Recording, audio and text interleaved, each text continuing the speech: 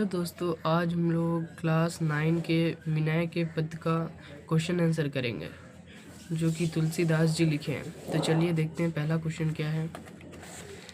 तो पहला क्वेश्चन देखिए क्या है, तुलसीदास जी की भक्ति किस प्रकार की है। तो इसका उत्तर होगा दास्य भाव। दूसरा है सूर सरिता का क्या अर्थ है, तो गंगा। फिर चातक क्या है, चातक एक पक्षी है। फिर उरग का क्या अर्थ है, उरग का अर्थ होता है सांप। फिर चातक किसका प्रतीक है, समर्पित भक्ति का। ये लघुत्तरीय प्रश्न है। क्या करने से भी मन की गांठ नहीं छूटती, बाह्य उपाय करने से, बाहरी उपाय करने से। जीव का मन शुद्ध क्यों नहीं होता है, तो जीव का मन इसलिए शुद्ध नहीं होता क्योंकि उसके मन में पूरा काम क्रोध मद मोह भरा हुआ होता है, इसलिए उसका मन शुद्ध नहीं होता है। फिर है कब तक जीव को सामने में भी सुख की प्राप्ति नहीं होगी, जब तक उसके हृदय में ज्ञान का प्रकाश नहीं होगा। तुलसीदास जी के अनुसार हमारे कष्ट का क्या कारण है, अपेक्षाएं। फिर उसके बाद का क्वेश्चन क्या है, हमें सुख की प्राप्ति कब होगी, अपने अंदर संतोष का भाव उत्पन्न करने पर। फिर तुलसीदास जी अपने को कहाँ लगाना चाहते हैं, लगातार परहित के कार्य में। तुलसीदास जी अपने मन को कैसा बनाना चाहते हैं, मान अपमान से रहित। कवि दूसरे से क्या कहना चाहते हैं, सिर्फ उनके गुणों को। विनय के पद, तुलसीदास जी की मूल रचना क्या है, विनय पत्रिका। विनय पत्रिका की भाषा क्या है, ब्रज भाषा। और आगे बढ़ते हैं तो ये हो जाएगा लघुत्तरीय प्रश्न, वो था बहुविकल्प प्रश्न, अब लघुत्तरीय प्रश्न। लघुत्तरीय प्रश्न क्या है, बाज किस प्रकार का पक्षी है, तो बाज एक शिकारी पक्षी है। बाज अपनी परछाई कहाँ देखता है, बाज अपनी परछाई कांच निर्मित फर्श में देखता है। शशि अपना प्रतिबिंब कहाँ दिखाता है, तो शशि अपना प्रतिबिंब घृत से भरे कढ़ा में अपना प्रतिबिंब दिखलाता है। कल्पशत का क्या अर्थ है, कल्पशत का अर्थ 100 कल्पों तक है। एक कल्प में कितने वर्ष होते हैं, एक कल्प में 4 अरब 32 करोड़ वर्ष होते हैं। एक कल्प में 4 अरब 32 करोड़ वर्ष होते हैं। वाल्मीकि का क्या अर्थ है, वो वाल्मीकि कवि नहीं है, ये वाल्मीकि है। वाल्मीकि का अर्थ बिल या सुरंग होता है। संसार को सागर क्यों कहा गया है, सागर के विस्तार के कारण संसार को सागर नहीं कहा गया है, बल्कि मनुष्य की अनंत समस्याओं के कारण संसार को सागर कहा गया है। और इसका आंसर अब तुलसीदास जी किस भावना से ऊपर उठ चुके हैं, अब तुलसीदास जी मान अपमान की भावना से ऊपर उठ चुके हैं।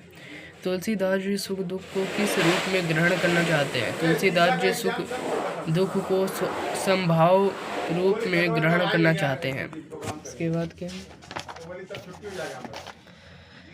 कवि तुलसीदास जी की किन्हीं 3 रचनाओं के नाम लिखे। तो कवि तुलसीदास जी की 3 रचनाओं के नाम कवितावली है, गीतावली, विनय पत्रिका, रामचरितमानस आदि। सठ रस से आप क्या समझते हैं, सठ रस का अर्थ मीठा, नमकीन, कड़वा, तीता, कशीला और खट्टा। कौन संसार सागर को पार नहीं कर सकता, विवेक शून्य व्यक्ति संसार सागर को पार नहीं कर सकता। कामधेनु क्या है, कामधेनु देवलोक की अनुपम गाय है, ऐसी गाय जो हमारी संपूर्ण इच्छाओं की पूर्ति कर देती हो। संत स्वभाव क्या है, संत स्वभाव है निस्वार्थ सेवा भाव, आत्मनियंत्रण, वाणी निग्रह आदि। अब दीर्घ उत्तर प्रश्न में है तुलसीदास जी की काव्यगत विशेषताएं लिखिए। तो हम ये बहुत बड़ा है इसलिए पढ़ेंगे नहीं, हम ऐसे कर दे रहे हैं, आप लोग देख के लिख लीजिएगा। ये इतना इधर है, उसके बाद यहाँ है पहला पॉइंट है वर्ण विषय, तो आप लोग देख के लिख लीजिएगा। फिर है भक्ति भावना,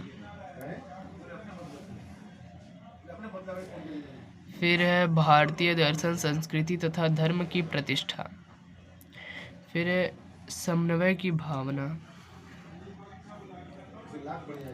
फिर है लोक मंगल की भावना। ब में आया कला पक्ष संबंधी विशेषताएं, पहला है भाषा शैली,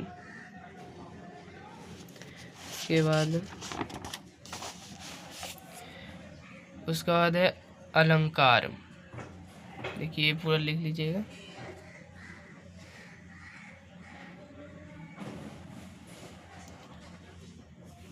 फिर है 2 नंबर क्वेश्चन है, पठित पदों के आधार पर तुलसीदास जी की काव्यगत विशेषताएं को लिखिए। तो आप लोग देख के लिख लीजिएगा।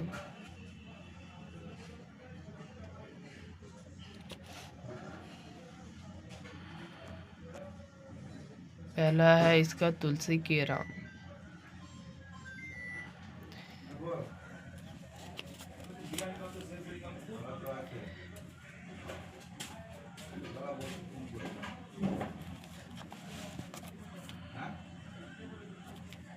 फिर है तुलसी की भक्ति, फिर है संत स्वभाव, फिर है काव्य कला। तो इतना है, आप लोग इसे कर लीजिएगा। बस 2 ही ठो है, इसे कर लेने से ही आपका आप लोग को हो जाएगा।